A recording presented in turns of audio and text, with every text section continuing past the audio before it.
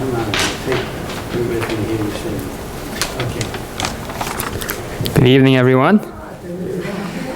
Tonight we have the pleasure of hearing from Rabbi Dr. Yitzchak Halberstam as he,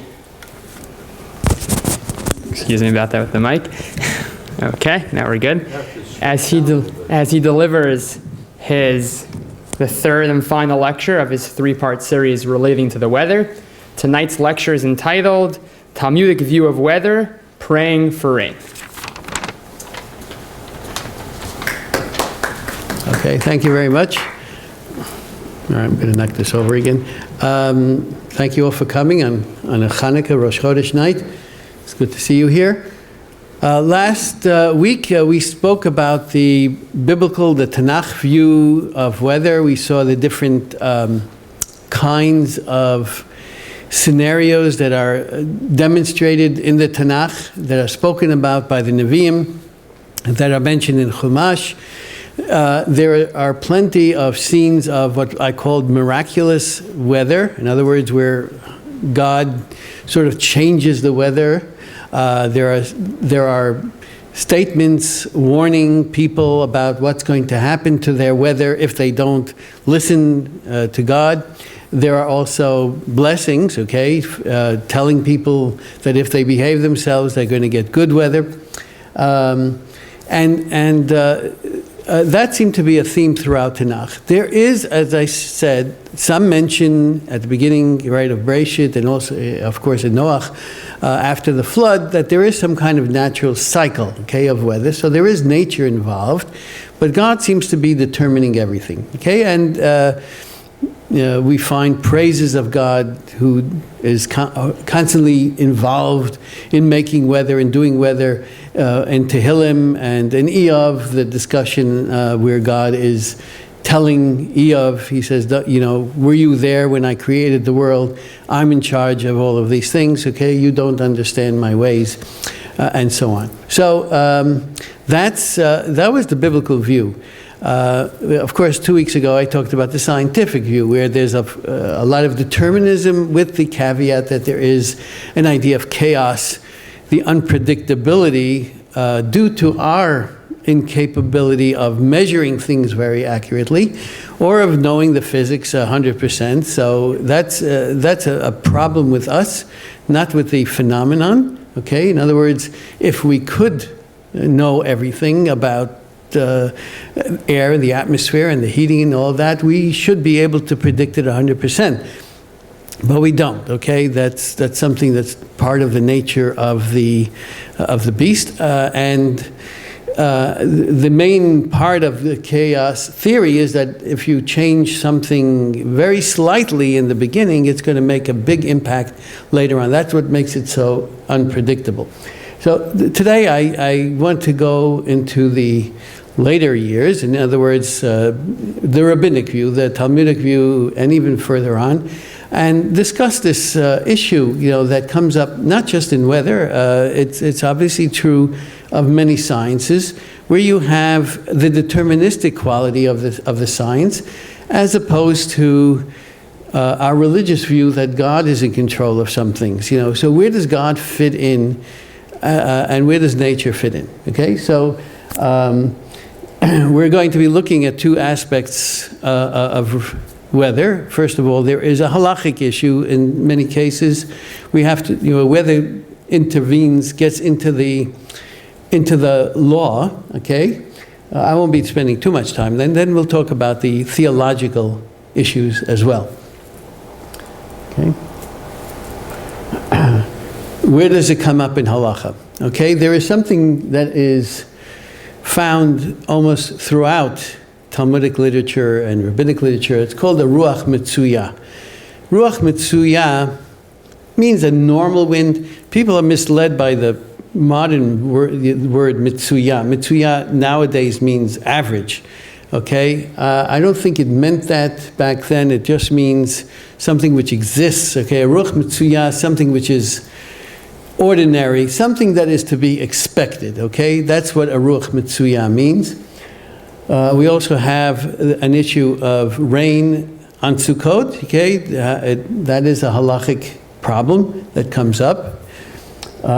We have brachot, okay? There are not too many, but there are some weather phenomena that deserve a bracha. We'll just talk about a few of those. But that, again, shows our appreciation and our awe, our being in awe of God and what He does in this world of weather. And most importantly of all, and this is something that we're going to be discussing because it mixes in the theological realm as well, there are issues of praying for weather, rain, most of the time, and even fasting for the sake of getting rain, okay?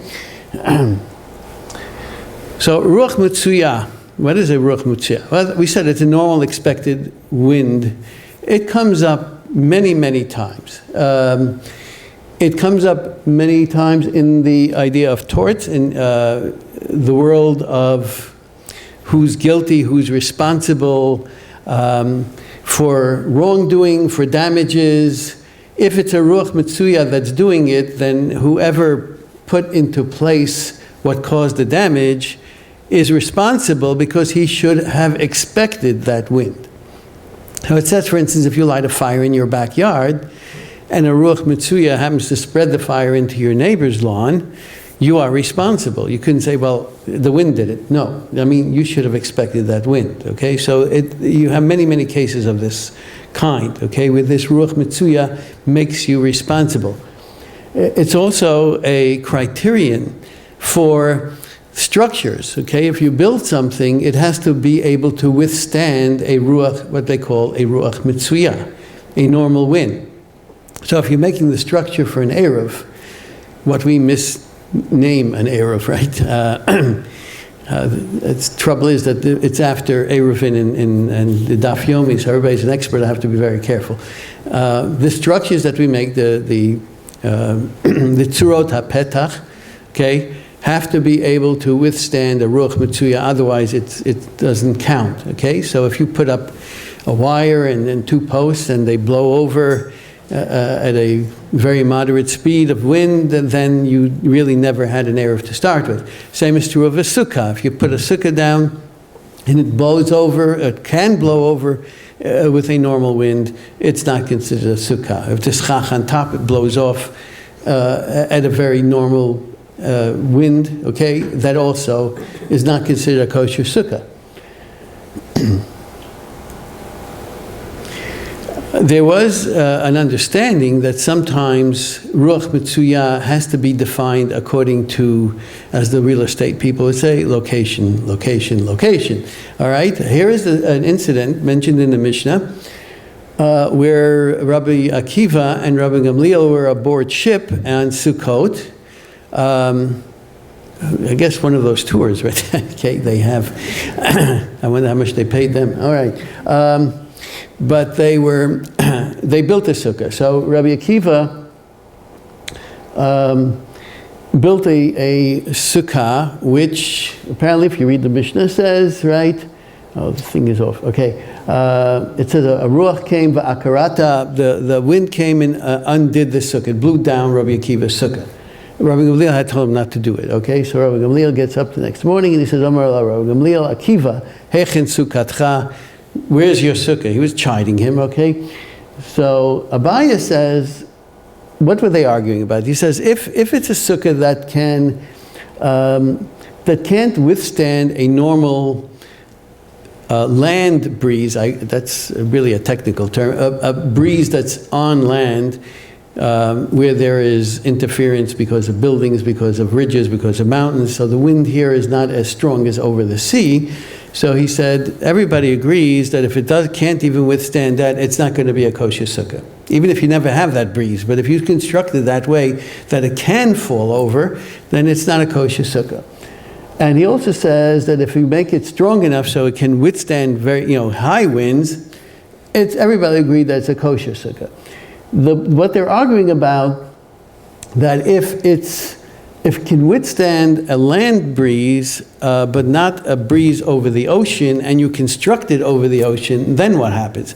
In other words, is there some objective criterion, right, that you have to build it to withstand a breeze over the land, that's normal. And even if you move out to sea, then it's okay, right? Even though it can, and in his case did fall down, but it's still kosher, or not. So that's the argument they're having about. But it at least shows us that they had an understanding that winds, even normal winds, right, change when you're in different locations. I mean, people feel that, right? If you go up high in a mountaintop and there's nothing to block it. If you're on top of Mount Washington, which is, in the east, the highest, peak, and so there's nothing really blocking the wind up there. It's ferocious, right? It blows like crazy.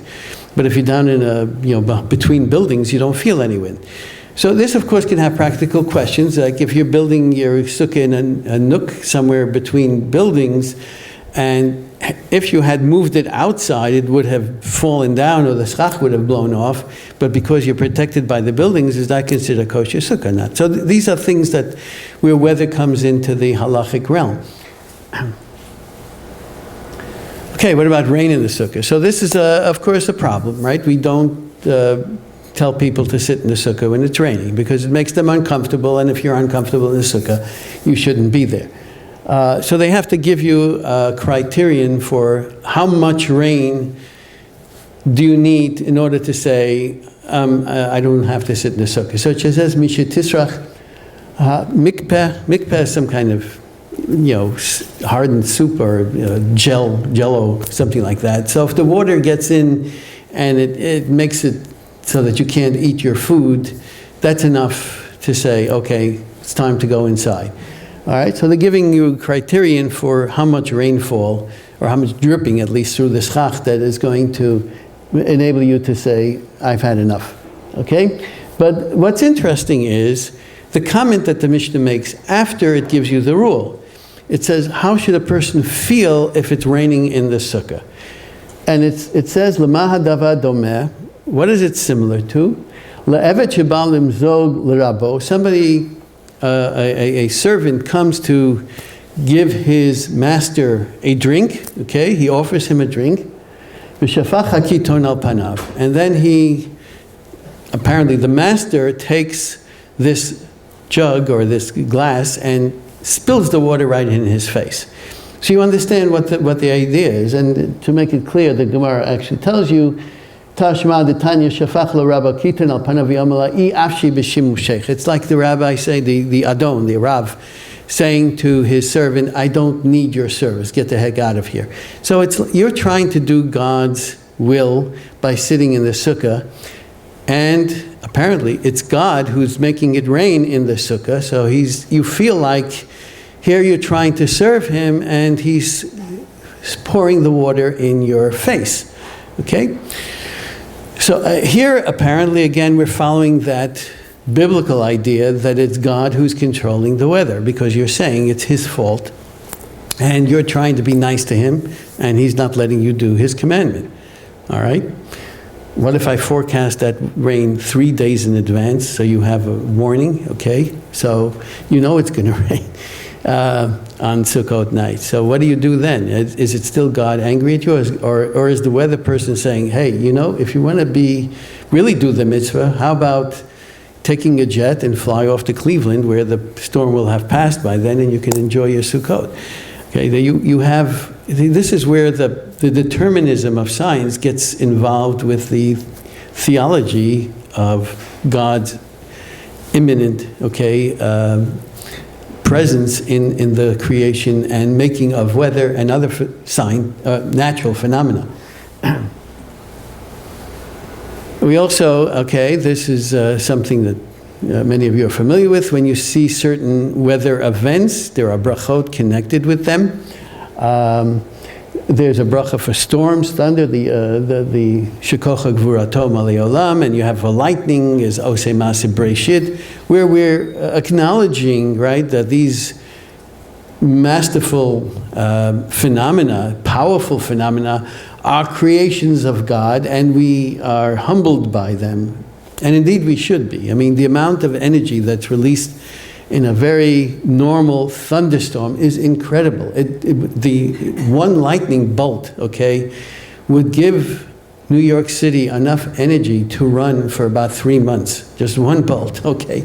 It's an awful lot of energy that is released by the atmosphere, okay? And in a thunderstorm, you also have all kinds of other energy, wind energy, the energy of the conversion of water vapor into liquid, which it's a phenomenal amount of energy that's released. Okay, so that bracha, right? When you think about it, okay, I can have the proper kavanos, right? When I see lightning and the storms, you have a bracha on seeing the rainbow. Some of you who are more inclined to the arts would be thinking that maybe the bracha should be one praising the beauty of the rainbow, but unfortunately for you, it's not the bracha that we make, it's a bracha of remembering the Brit with Noach, okay? There is another bracha that you can always make on some beautiful phenomena, which is shekacha lo ba'olamo, so if you're really moved, you can say both. There is also a bracha when there is a drought, a long period without rain, and it starts to rain. This is mentioned in the Gemara. And I think in Israel they actually do say this bracha at the end of the dry season when they first start seeing rain, whenever it comes. And the bracha is a modim, it's a thanks to God. Al kol tipa v'tipa shehoradet alanu. Okay, every drop that you dropped for us. In other words, they see God again as manipulating the weather and giving us the rain, and then you have that whole section from Nishmat, that's why they didn't, because it says you know it from the Siddur, Ilafinim al Asher Kayam, and so on and so forth, Ad Haim, up to the point, Hein, Haim, Yodu V'varcha, Shimcha Malkeinu, and you end the bracha to Hashem, I think is off, Kel Rov HaHodaot, okay? Some say just Kel Hodot, whatever. It's the God of thanks, okay? So we are thanking God for the rain, and we feel that God has brought us the rain. Then there are prayers for rain, okay? In Eretz Yisrael, they start asking for rain. This is not talking about praising God for rain. Okay, the Mashiv Ruach Amar de Geshem starts, as you know, on Shmini Atzeret. But the actual prayer for rain starts in Israel on the night of the Zayin Mar Cheshvan, on the 7th of Mar Cheshvan. So they started about 2 months ago. And you'll see we're in Chutz La'aretz. There are debates as to when this should be done. But there are prayers for the rain. We ask for God to give us rain. Because, as I mentioned, droughts are very serious, and especially if you live in the Mideast. Now, from the point of view of the Talmud, okay, they lived in the Middle East, and they understood that there are two periods in the world. There are two periods. There's a rainy period and there's a dry period. I don't think they had a notion that there are places on the earth where it actually rains in the summer. Okay, they refer to winter as Yemot HaGshamim, the days of the rains. And they refer to the summer as Yemot HaChama, the days of the sun. Okay? So they knew there were two basic seasons, the rainy season and the dry season. Okay? And they didn't occur to them that maybe there should be rain somewhere else. Okay? You get that sometimes from people visiting from Los Angeles, okay, if they've been sheltered all their life and they come to New York in the summer and they say, what the heck, they get caught in a thunderstorm. I knew an Israeli, some of Taimani descent. He came I saw him in the Catskills one summer and it was pouring, and he runs in all soaked and he says, "Iza midina mishugat zot sheyored geshem bakayetz?" He said, he couldn't believe it. All right. All right, so the prayers for rain lasted throughout the whole rainy season, right? They didn't let up. Okay, even if there was plentiful rain, we keep the request for rain. We want to make sure that, it's not taken lightly. If rain doesn't come after a while, then according to the Talmud, there were fasts that were proclaimed. People actually had to start fasting and really trying to pressure God to get the rains to come. Kohen Gadol on Yom Kippur, one of the first things he asked for is rain. Okay, he couldn't spend too much time in the Kodesh Kodeshim because people would be afraid that he may have expired there, he did something wrong and he died, and that would make a lot of problems. How do you go in there to get him? But the few things that he said, okay, is, we say this in our Avoda of Yom Kippur as well. Okay? What does he ask for? Yehi ratzon l'fenecha Hashem Elokeinu shetehei shana zo geshuma u'shchuna was the original version. Shchuna means dried out. It should be rainy and dry. But they said, that can't be. Shchuna ma'al yotahi. He says, you're asking for a dry year. That doesn't make sense. Ela ema im shchuna tehei geshuma. In other words, if it is destined to be dry, make it wet. Okay? So here he was asking God to sort of change nature. In other words, if nature was supposed to be setting a dry year, you're asking God, can you do something? Make it not the way it should have been. Make it wet. When exactly should we be praying for rain? All right. So there's an argument, as with everything. Okay, so it mentions that in the Mishnah that on the 3rd of Mar Cheshvan we should be asking for rain. Rabbi Gimel says no, on the 7th, 15 days after the Sukkot, right? So that last people from who went to be Ola Regel will reach their destination, and they figured it'd take about 2 weeks to get there. Well, now that it takes less than 24 hours, should we be moving that time up? All right, I'll leave that to rabbis to be concerned about. The Gemara mentions Amar Rabbi Elazar halacha k'Rabban Gamliel as far as the date, in other words, the 7th of Mar Cheshvan. But Hananya, who was a Tana that actually moved to Bavel, and he said ubagola at shishim betkufa. He said in Galut, right? To him that meant Bavel, Iraq. Apparently the rainy season started later. He said you can wait until the 60th day after. Tkufa means the vernal equinox, okay? The first day of fall. Not vernal, the autumnal equinox, sorry. The autumnal equinox, 60 days after the autumnal equinox. If you know when the first day of fall was this year, you probably are asking, so why aren't we asking for rain yet? Because we're already in December. September 21st, 22nd was the first day of fall. We should have started somewhere around November 20th, 21st. This is a problem with our calendar. We're still following the Julian calendar, if you know the difference, instead of the Gregorian, so we keep moving this up, okay? So for those of you who will be around in the year 2103, it's going to be actually moved up to December 6th by then. Okay, so but that's a strange law, right? Because he says Golah, and he seems to include all of Galut. So no matter where you are, you should be asking for rain 60 days after the autumnal equinox. But why? I mean, as you know, there are plenty of places that have rain throughout the year. So we should be asking for rain. The Rush had a problem with that. He lived in Spain, and he wasn't happy with it. And he said we should also be doing it somewhere in October, like in Eretz Yisrael. What if you live in our temperate zones here, which rains all year?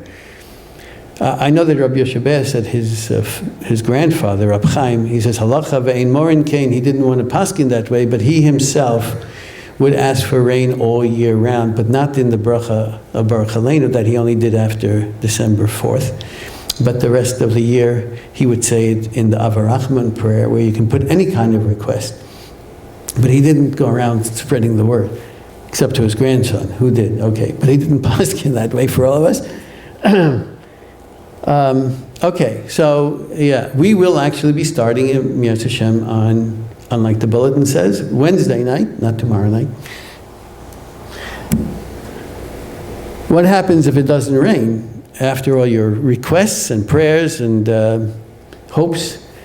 So there are a series of Mishnayot in Masechet Tanit that actually describe the series of fasts that were enacted, getting more and more severe. At the beginning, individuals, would take upon themselves fast. The next step, if you got to Rosh Chodesh Kislev and it hasn't rained yet, then Bezdin would start decreeing 3 fasts, a Monday, Thursday, Monday, that people should get together and pray. And then, if that didn't help, so you're in mid-Kislev by then Beis Din would make another group of 3 fasts, but here already they stopped eating at nightfall, just like Tisha B'Av, and all of the 5 things that are forbidden on Yom Kippur and Tisha B'Av would be forbidden on those fasts as well. So they were quite severe.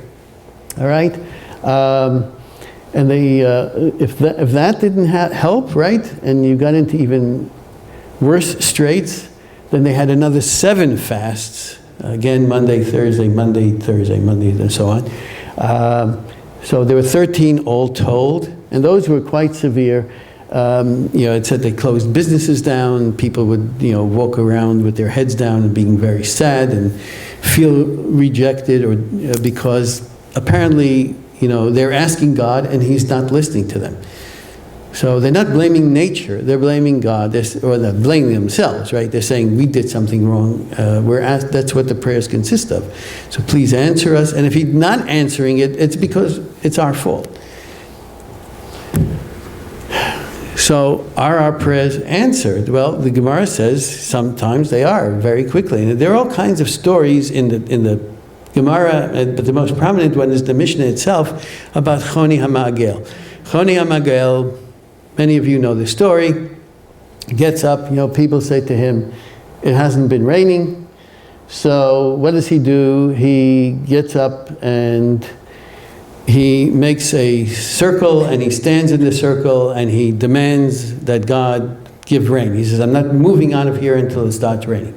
And it does start raining. But then he's, what my wife likes to call a Feinschmecker. She says that all Hungarians are like that. What that means is they're very particular, okay?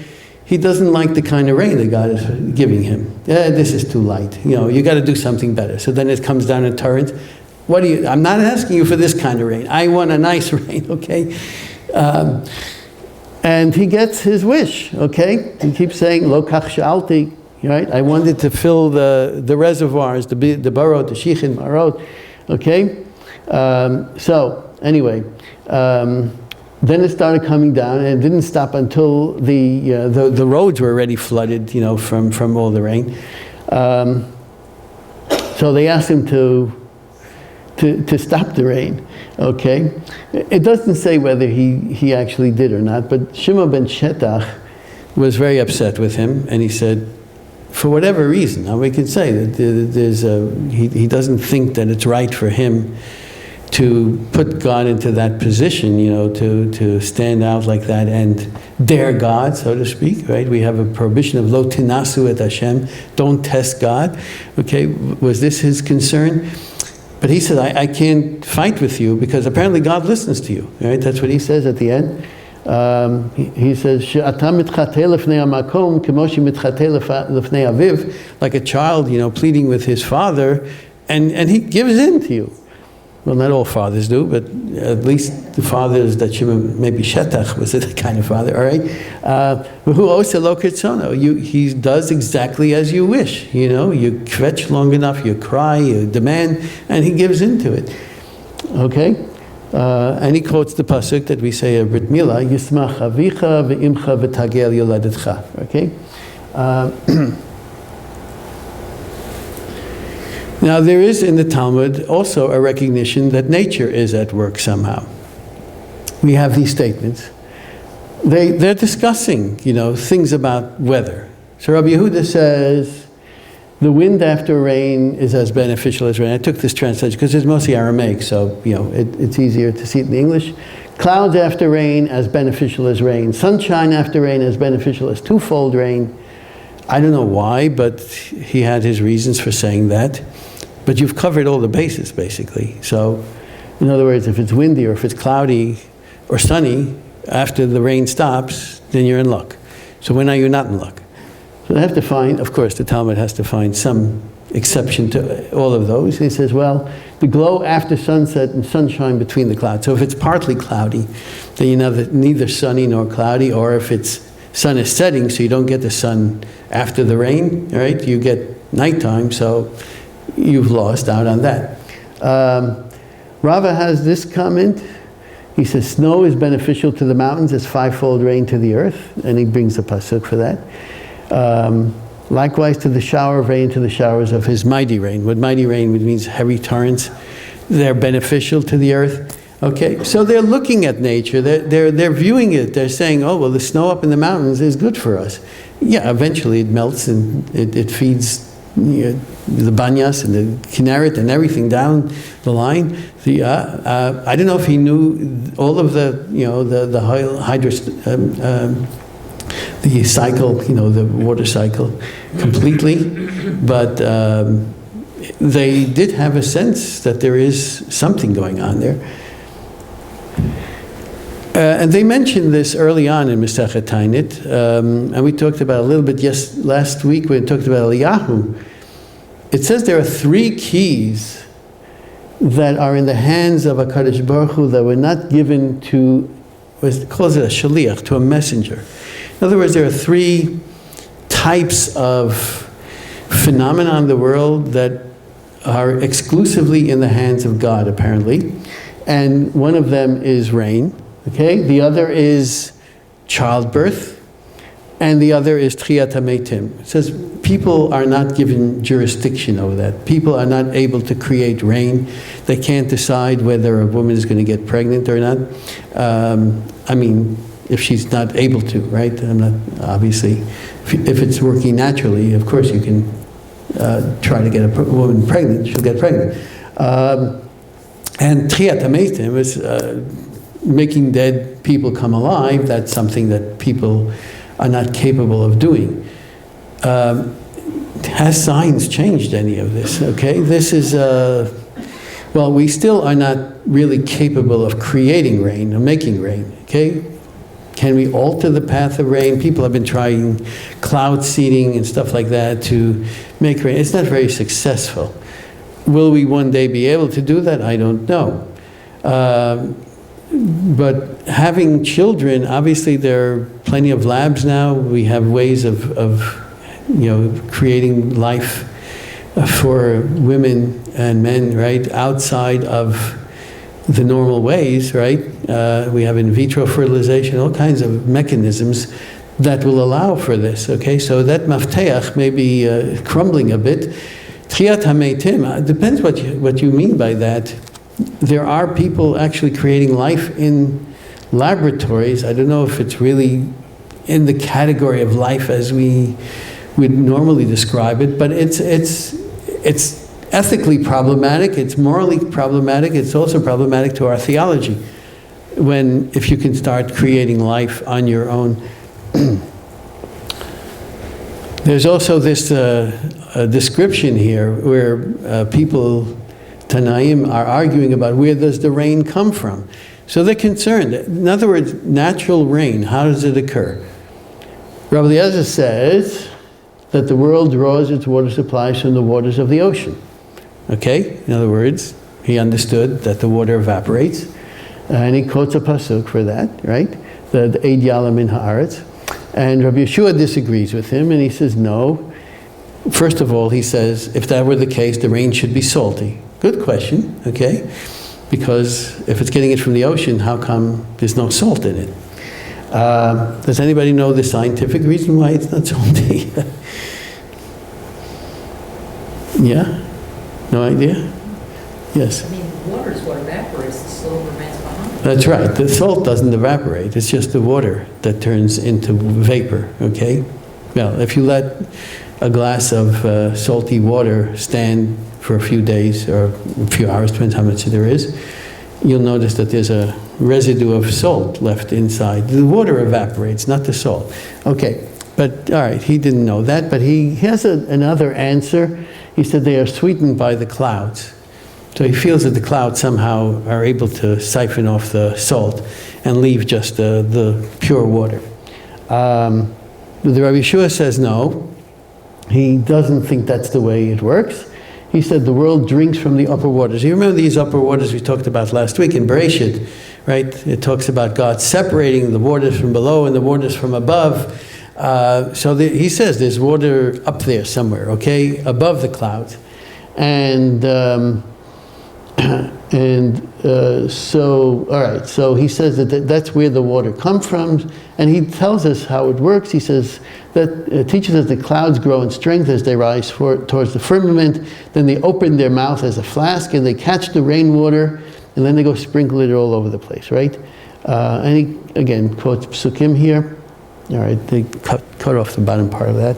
But it's a quote from Eov there. It's something we do in a Tfilat Geshem, Chashat Mayim. Now we have, okay, so we've talked about, the issue. They did realize, as I said, the nature component of weather. But they also prayed for rain, and they also obviously understood that God is in charge of the rain. So we have to look at this whole idea of praying for not just rain, but in general, when we pray, if there's someone who's Chalila not well, we want him to get better, so we pray to God, right? And we make Mishaberachs, and we say Rafa'enu, and we do all kinds of special Tehillim for people who are not well, and we hope that they're going to recover. And for many other things that we pray for, right? If you look in Shemona Esrei, for parnos, for good crops, for refuah, and the question is, can you pray for almost anything? And here you have a Mishnah in Brachot that seems to put a cap on what you should be asking for. And this brings up all kinds of theological issues. What does the Mishnah say? It says, "Hatzoek l'sha'avar harei zot tfilat shav." If you're praying for something which is in the past, then it's a useless prayer. Okay? Now, what does he mean by the past? Yeah, well, you can't undo the past, apparently, but it's even more than that. It says, "Ketzad hayta ishto mu'beret." His wife is pregnant. V'amar yehi ratzon sheteled ishti zachar. He makes a prayer. He prays that, he says, "May my wife have a male son." It's always a male son that they're asking for some reason. I don't know. They don't want to pray for the wedding, apparently. Okay, so harei zot tfilat shav. That's considered a useless prayer. Why is it useless? Because It's already determined. it's already determined, right? The baby's inside. Okay, I can't see it. At least back then they couldn't, right? They don't know what it is, the parents. But to pray, whatever it is, okay? It's either a male or a female by then. If he's coming home and he hears a commotion in the city, okay? And he's nervous that there's been some kind of rioting, some kind of attack. And he says, he says, I hope, he prays to God, may this not be in my house. But by then it either is in his house or it's not in his house, So it's not a useful prayer. You can't pray for something that's already there, okay? The Gemara in Tainit adds something to this list. And it says when you go into a barn to measure the new grain, then you should recite the benediction, may it be thy will, okay, our Lord God, that thou mayest send blessing upon the work of our hands, okay? Meaning he's asking that the bounty be good, that whatever he has in there should be beneficial to him. But once he has begun to measure, he says, blessed be he who sends blessing into this heap. If, however, he first measured the grain and then recited the benediction, then his prayer is in vain, okay? That's a tfilat shav. Why? Because blessing is not to be found in anything that has been already weighed or measured or numbered, but only in a thing hidden from sight. Okay, that's the rule that they're giving. This is where the science and the religion are going to have a problem. What do you mean by measured? It's determined, right? It's something that you can measure. I can pray for rain, but I can also forecast rain. Okay, I'm not so great at forecasting rain all the time. But, I can do it to some extent, and I'm hoping to improve on it, right, as our science moves ahead, all right?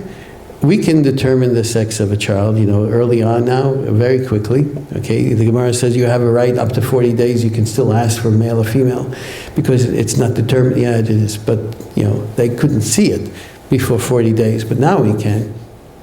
a lot of the things that we normally took as being unknown or undetermined are now known and determined. So what is there left to pray for? And to throw another wrench into it, the Vilna Gaon makes the statement on that Mishnah in Brachot. This is in Shnot Eliyahu. He explains what does Tfilat Shav mean. He says, Perush afal davar sheyachol liot ela shelo al pi teva rak al derech nes harei zeh Tfilat Shav. If you want to ask for something which is not through nature but is only through a miracle, that would be a Tfilat Shav. That would be a useless prayer. If you ask God for a miracle, he says, that's not a tefillah. You can't ask God for miracles. Then what are you asking God for? See, this is where the science gets in the way. If it's only for natural things, but that's already natural, okay? I don't need God. He's already put nature into place. So what am I asking God to do? If I do tell him to undo nature, then it's a miracle. At least that's my definition of a miracle is, right? That's why I put the Chanukah Lecht up there. That was a miracle. Yeah, should I start singing that song from Fiddler? Okay. That was a miracle. Okay. So, what's between nature and miracle? I don't understand the Vilna Gaon, where he comes from. He lived already in the 18th century, so he knew about the scientific revolution. He knew, I think that bothered him somewhat, and so he made this statement. How do we classify tefillah refuah? That's part of the issue also. I said, that's part of the issue.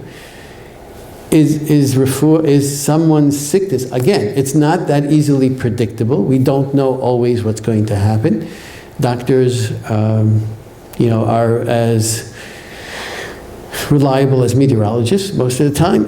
Okay, they try. Yeah, they're right to some extent.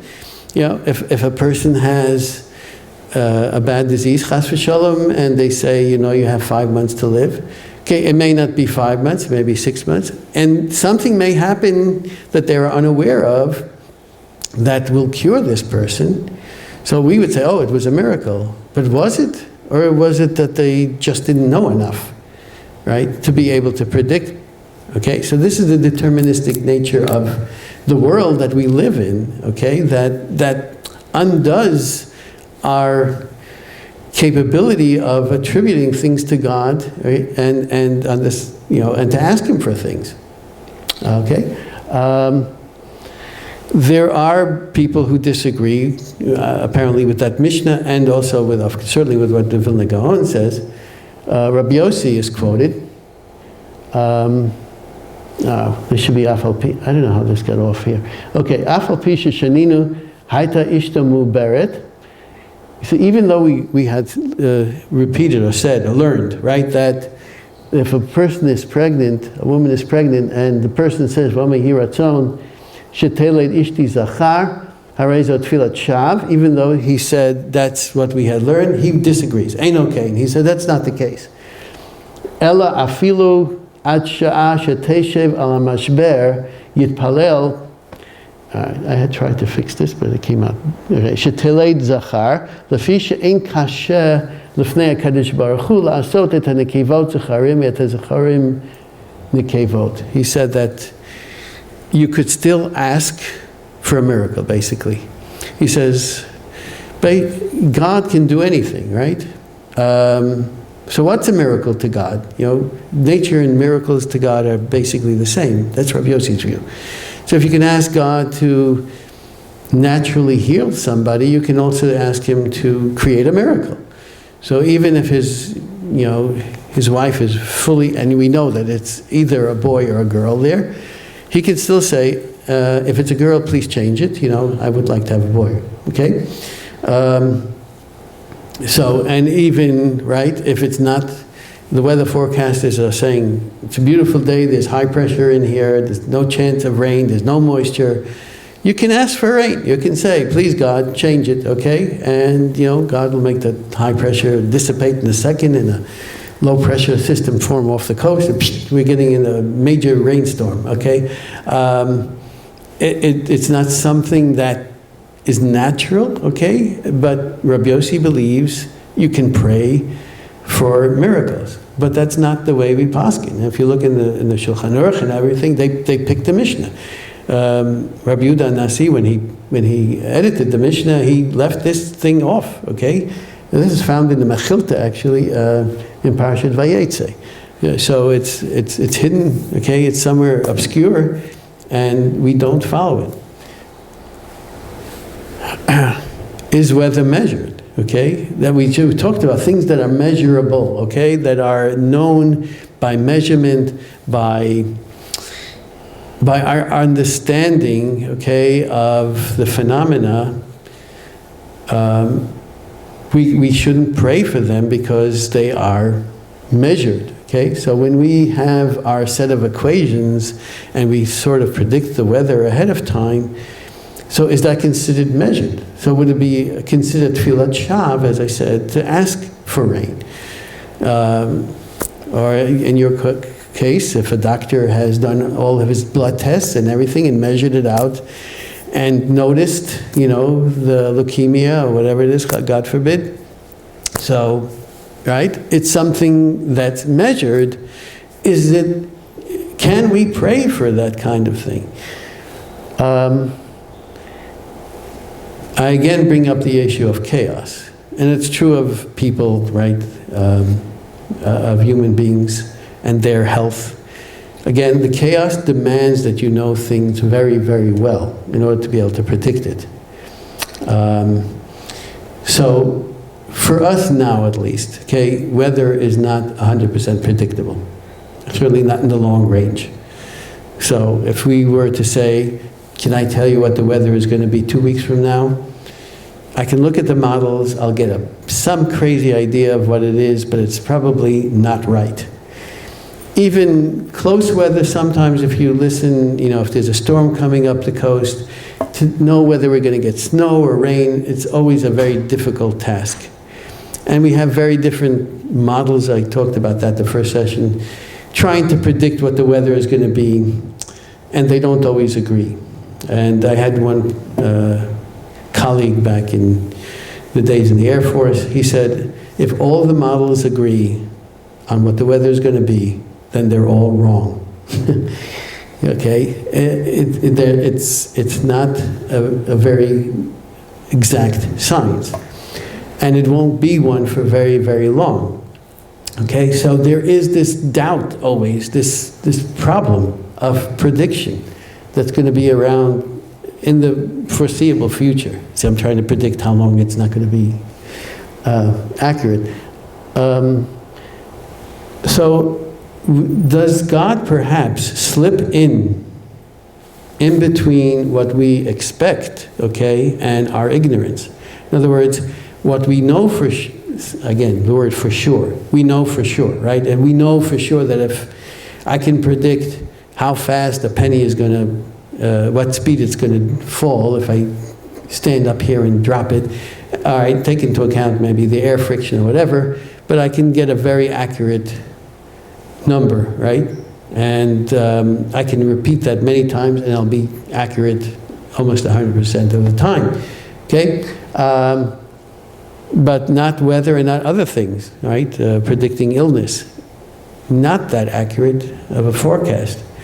So because of that inaccuracy, that part is hidden from us. Okay, so maybe that's what allows us to pray. So it's natural, and theoretically, right, it's predictable, but not for me. I don't know what it is, and I can't know what it is. Science has been pushing the limits of divine intervention, right? And the more, this is a historical issue, we kept attributing more and more things to God, but as science started telling us or explaining to us why things are happening, society then said, okay, God is not really involved in that. That's why the whole deistic movement started, that people back in the late 1800s were saying, if I knew the position of every molecule in the universe, then I could basically forecast what's going to happen forevermore. Okay? What they were saying is the more that we know, okay, in terms of our understanding, the less there is a need for God to intervene. All right? And that has been happening throughout. God has been sort of getting pushed out of the realm, okay, of nature. We have this statement in Masechet Sukkah. It tells us, it's very problematic for us. It tells us that there are 4 reasons why there are solar eclipses, and it relates it to human behavior. A strange combination of things. If Halberstam doesn't get the correct hesped, that will create a solar eclipse. A young woman who's attacked in a city and nobody helps her, a rape case, where nobody comes to her aid. Homosexual male behavior will create a solar eclipse. And the slaughter of 2 brothers at one time. Okay, these are, I don't understand the combination of these things, but these, apparently they felt that the sun, okay, the source of light, is somehow going to be hidden because of this kind of behavior. The trouble is, I can predict solar eclipses very well. Does this mean I'm also predicting when a Halberstam is not going to be given a correct hesped, or when males are going to have homosexual relationships, or the other things on the list? If it's tied to human nature and it's predictable, then you're running into a problem. I can't work with this anymore. Right? And I can go backwards in time as well. I can tell you when the solar eclipses were. All right? And it had nothing to do with the behavior of people. It has to do with the orbits, okay, of the sun and the earth. So these give us pause.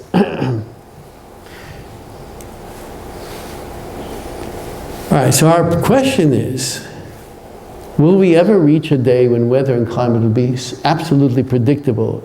Or does chaos insist that there will always be a doubt? All right, as I said, the theory of chaos says you have to know the initial conditions, every point of the atmosphere, right? You have to know it exactly, and you have to understand the nature of weather and how the science works, and you have to be able to make mathematical equations that answer it, and you have to be able to solve those mathematical equations correctly. Will we reach that time when we actually can do that? Maybe. The same token also applies to biology. Will human behavior, this is something that was brought up last year by our neurologists, right? They were talking about, are we just robots?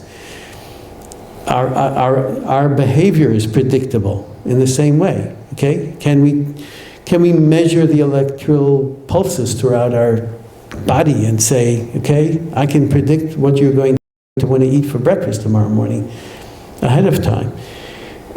This is the nature of, the predictability of science. There's only one area, of course, in quantum mechanics, but you have to get down to the very, very smallest phenomena, right? You do subatomic before, we draw a line and say, okay, this is not predictable by science itself, okay? It says science tells you you cannot predict things that are of that nature, but anything that's larger supposedly is predictable. But again, it's predictable in theory, not in practice. So my question is, will there be some time in the future where we'll be able to measure the weather, and not only measure it to predict ahead, but go backwards and see that every event that we had here now was known or predictable by science? And if that's the case, then our prayers, if we can't pray for miracles, and there weren't any, if the science says there weren't, Well, now that you don't know what the answers to these questions are, how are you going to pray? You can now pray that you will be able to predict the weather, or you will pray that Well, we certainly you won't be able would, no, I don't want to undercut the science to please my theological angst, okay? I would, But I mean, most of these other things that you say, Chamaloka, I mean, they didn't have the knowledge that we have now. Right. It doesn't mean this is not, so they're speaking in the way they knew things. We also say such and such things happen because of this. It might be correct, might not be correct. But we go by what knowledge we have at the present time. I understand That that. changes with That's time. exactly what I'm trying to say, okay? That this is what I meant by God slipping in between the predictability of science and our ignorance. What we don't know is what we can still pray for, at least now, right? But I'm just worried about what happens in the future if we find out that we did know it, okay? I'm not sure that we ever will. How would you know the weather at every point? That's what I'm saying. It How do seems, you expect to know the weather at every point? not the weather, you have to know a measurement of temperature, pressure, humidity. At every point? Yeah, okay, so it seems so crazy to us, right? But maybe someday, I'm worried about maybe someday we will be able to do that. Equal weather. Say, Yes. when I mean, they say that, but it's not meaningful. It's not to them- meaningful. to You them- cannot, how are you going to examine or know what's happening at every point? All right? To You them, have a it's part formula of their for it. assumptions. They I assume understand it's an it's part of Yes, assumption. as I said, today it seems very You have to far-fetched. define exactly what you mean by that. Exactly. I don't see how Yes, sir. you We're can talking about the define Tefillah that. and Geshem. Yes, Even if you are able to predict yeah, by looking at every point and getting every measurement, that doesn't tell you that Geshem will come when you want it to. All it's doing is giving you the ability to tell me what the weather's going to be for the next period. It doesn't Yes. say that Geshem is going to come when I want it to come. It's just saying yeah, but is it changeable? So can I, that's a whole different thing. well, that's what you're praying for. You're asking I God understand to you're deliver praying. it. You're talking about measurement and no chaos theory, and you're going, that doesn't, that praying for something to change and exact predictability are two different things. Well, but do they coexist? That's the issue. You see, that's the problem. Again, am I going to stand there and pray that there not be a solar eclipse? I would never do that. I would think that was silly, right, for me to ask that for whatever reason, because I want to go to the beach. So I'm going to pray that there won't be a solar eclipse. I can't stop that. If I did it, I would, upset nature like, crazy. It's a story from H.G. Wells about that. Okay, short story. The man, I forgot what, man who worked miracles or something. All right, but it's there is a problem, right, with trying to, again, based on that Mishnah, that there is such a thing as Tfilat Shav. I have no problem with Rabbi Yossi, right? Rabbi Yossi says you can ask for miracles. So miracles are miracles, okay? Whether it's borne out at the end that it was a miracle, centuries from now, if they can rewind the tape and figure out, that this thing happened because it had to happen scientifically, that's a different story. Any more questions? Yes? What you're basically saying is if we know all the points involved, we can make an accurate prediction. We need to know, That's more or less. we have to have the initial condition. We also have to have the knowledge, the science, the Right. physics and all that. As to how these factors work together. Right. But the part that is not engaged here is what will necessarily cause these factors at this point, which goes back a little bit to what Paul was saying. In other words, we know that the temperature here will cause air to be warmed, there's cool air coming from there. What causes necessarily, or whether we can predict what would cause warm air of a certain amount versus cold air of that amount, that's a whole gray area. And weather permits itself to more gray areas right now, let's say the biology, but even with biology, you're starting off with certain raw materials which are somewhat unpredictable. We can do lots of things with the raw material, but we can't yet change the raw material. And I think that's an area where I think many of us are sort of groping. Right. I mean, obviously, there's a lot of feedback mechanisms. As you know, we're constantly worried that we're changing the climate by burning stuff, right? How is that factored in? All the extra carbon dioxide that we're pumping into the atmosphere, is that predictable? Am I going to know that? Can I know 50 years from now how much extra carbon dioxide there's going to be with people? Again, we're dealing with human beings and their free will and how they're going to be administering. No, but in weather, just broadly, it sounds like heat, cold, moisture. Well, we know what generally causes them in the sunlight, right? And the change in radiation. I showed you that at the first lecture. The general outline we know, at least to some degree, right? The factors that I think this is what would make a lot of us a lot more comfortable, is that at this point, while we can discuss what we know, there's still a huge amount that, Oh, yeah. I mean, we're not causing it. We're simply hoping it'll play out to our benefit. Definitely we are ignorant now in many respects. That's what Rabbi Lewis has pointed out also, right? It's, at this point, there's no way we can be good predictors of weather beyond 3, 4, 5 days, okay? After that, it becomes really choppy. And beyond 10 days, it's almost worthless, okay? So, yes, sir. Was the tsunami predictable? How far back do you want to go? Before the earthquake hit that caused the tsunami, no. We can't predict the earthquakes. But once there was that earthquake, that tsunami was quite predictable. You talk about the one in Southeast Asia that wiped out 100,000. You want to talk about the one in Japan? Which one? There have been several. You know, again, it depends how far back in time you want to go before the tsunami. When there's an earthquake in the ocean, we know usually what's going to happen, or at least we can warn people that there's a good chance that a tsunami is going to happen. It's like, you know, what's happening is you're rattling the water, right, very strongly. So you're causing a wave. So when it's out in the ocean, it's a very long wave, it's not very high. But as that water comes to the shore, it all piles up, right, and creates that massive tsunami. So are we able to pray that an earthquake will not happen? Because that's, you know, the earthquake was the phenomenon that you have no way of predicting. At this point, right, we're not that clear. Again, people are trying their best to forecast earthquakes, right? So if you live in Los Angeles, believe me, they pray every day that, that the earthquake doesn't come. Right.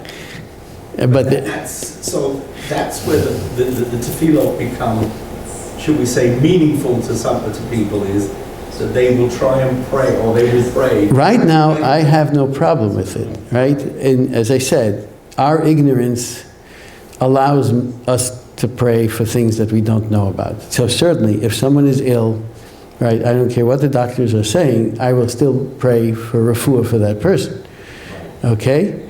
And hope that God, through nature or through miracles, I don't know, whichever way He wants to operate, will somehow create a refuah for that person. And the doctors will be proven wrong. And the doctor could be an atheist, and he will say, well, you know, it's not 100% accurate. So fine, I don't care. I'm a bit under the weather. There's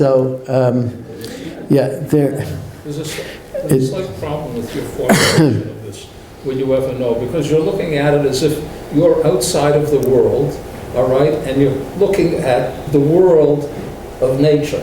But, I mean, you know, if we're going to start burning coal... Yeah, I just said that. We'll change the climate. I said there are feedback mechanisms. How is it going to be predictable if it depends on human action? Again, action, then you'll have to... Exactly. Human action is predictable. You don't believe in the Chofshus.